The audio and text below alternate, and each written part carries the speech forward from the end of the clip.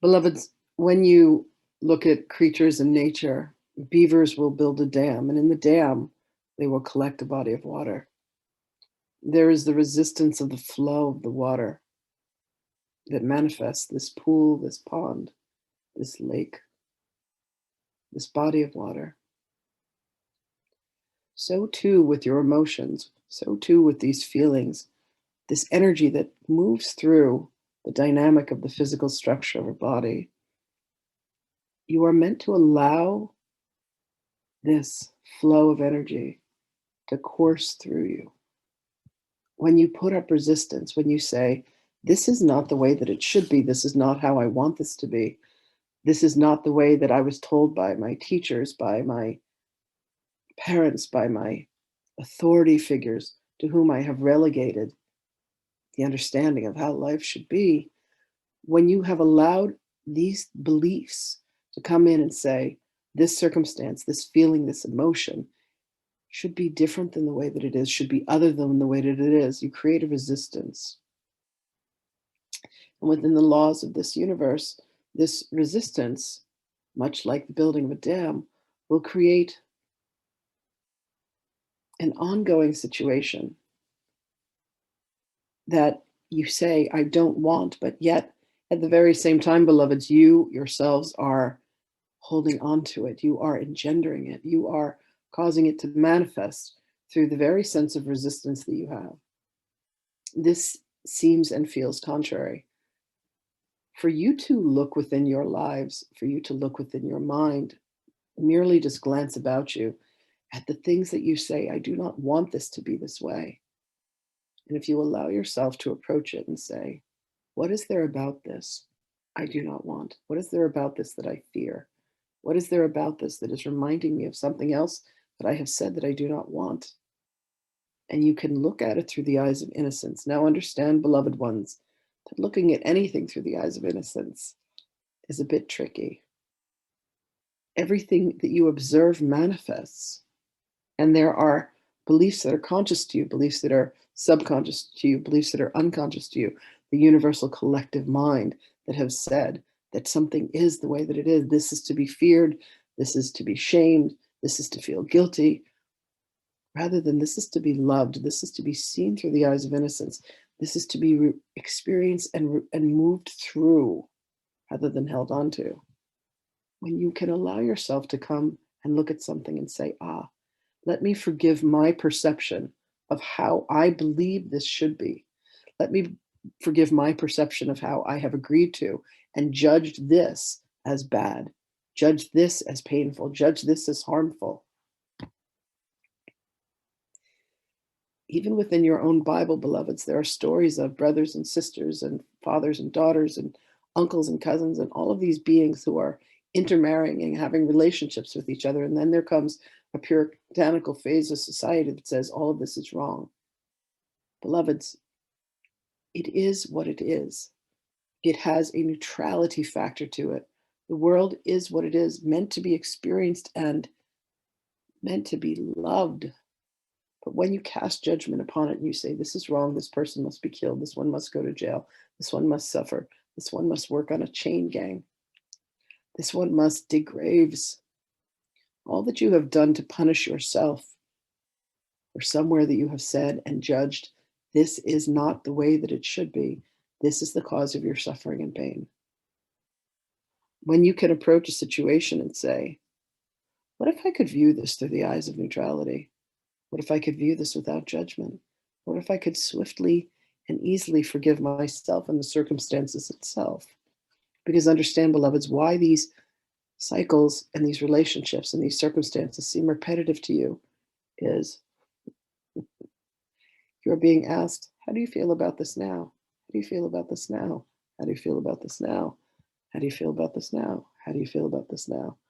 And each time that you say, I could love this more than I did last time, there appears to be a miracle, because there is no longer fear associated with any circumstance, any being, or any condition. There is, would I allow myself to embrace this being? Could I embrace the atrocities that I have judged? Can I embrace everyone who was ever murdered or murdered? Can I embrace anytime anyone was ever harmed or the one who did the harming? Beloved, all of this is pressure that is applied. All of this is energy that moves.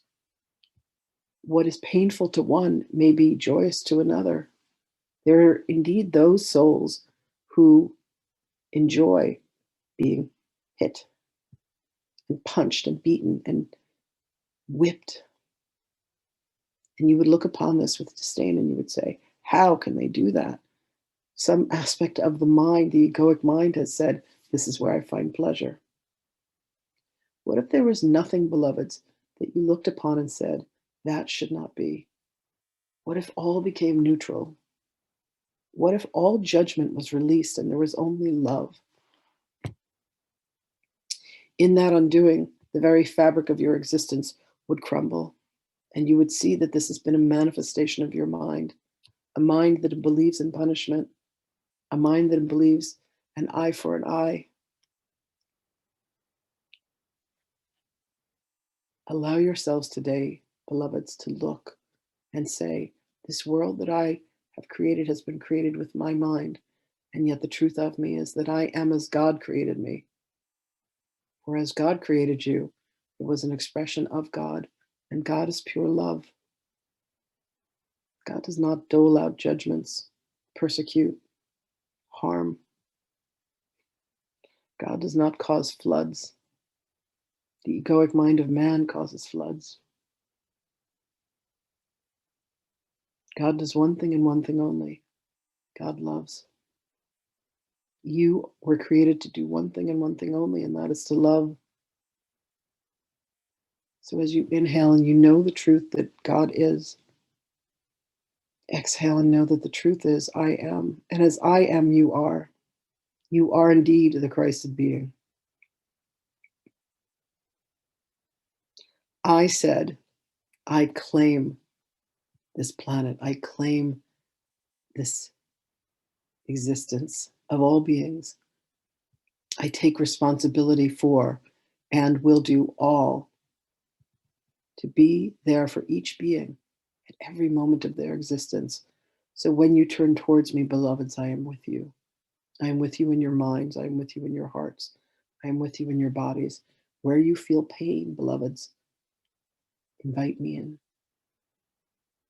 When you are upset, invite me. Allow me to assist you. Allow me to be the conduit. Allow me to be the link to reconnect you, the aspect of you that you have long ago forgotten, the aspect of you that has jumped on this wheel of incarnation, lifetime after lifetime after lifetime. Allow yourselves, beloveds, to wake up and to remember that the truth of you is that you are as God created you in love, for love, and with love. Every aspect of you is imbued with the love of the Creator. Let yourself sit with that for a moment. Take a breath in as God is, and bring into your heart the consciousness, I am. You are as God created you. I am as God created me. We are the same. We are Christ incarnate. Allow that to be what paints and colors your world at every moment, beloveds. And allow all of the pain and all of the sorrow and all of the anguish that you have ever manifest forth in your life to disappear like the ephemeral breeze that it is. Let it flow through you and let it move on. The body is the vehicle that you have used to walk within this existence filled with feelings and emotions. Allow them to just be, beloveds. And as soon as they come, they will disappear, except for the moments when you say, I do not want this, and you hold on to it. You say, I do not want this. I do not want this. Do you understand? The very madness of holding on to the thing that you say that you do not want causes it to persist. We know that you understand the irony of this, but this is the conundrum of being immersed in this reality. And all it takes is a willingness to say, I I did that. And in that moment of self-recognition, in that moment of self-revelation, you find your freedom. And you are once again returned to the innocence that you are, to the God and the goddess that you are, to the state of beingness that is only love and love alone. Know that you have our blessings with you always, beloveds. I am as you are. I am where you are. I am with you always. Reach out to me with your mind. Reach out to me with your words. Come to stillness and find me there with you always. Greetings to you, beloveds. We had requested of Sahana Grace to have questions and answers. However, beloveds, this will need to be another day, for she has her responsibilities and her promises. Ask your questions from within your hearts, beloveds, and allow yourself to hear my response.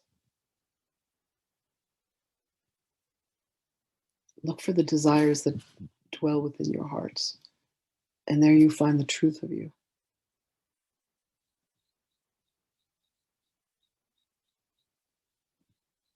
We will speak with you again.